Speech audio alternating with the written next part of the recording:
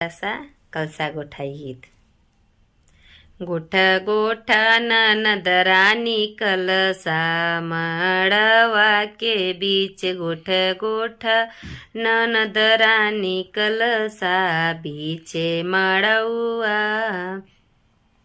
कहतू त ये ननदो झुमकाई दे देती, कहतू त ये ननदो झुमका हम दे दे। अरे दे देती सोनरा भतार, अरे दे देती सोनरा भतार बीचे मड़ुआ में।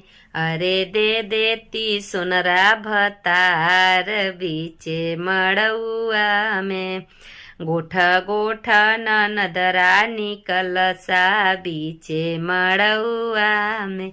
गोठ गोठ ननद रानी कलसा बीचे मड़ुआ में। कहतू त ए ननदो लहंगाई दे देती, कहतू त ए ननदो चुनरी हम दे देती। कहतू त ए ननदो लहंगा हम दे देत, कहतू त ए ननदो चुनरी हम दे देती। अरे दे दे बज जवाब तार बीचे मड़ुआ में। अरे दे देती बज जवाब तार बीचे मड़ुआ में। गोठा गोठा ननद रानी कलसा बीचे मड़ुआ में। गोठा गोठा ननद रानी कलसा बीचे मड़ुआ। कहतू त ए ननदो टीका हम दे देती, कहतू त ए ननदो टीका हम दे देत। अरे दे देती सोनरा भतार बीचे मड़ुआ में। अरे दे देती सोनरा भतार बीचे मड़ुआ में।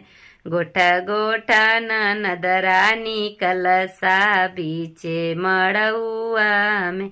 गोठा गोठा ननद रानी कलसा बीचे मड़ुआ में।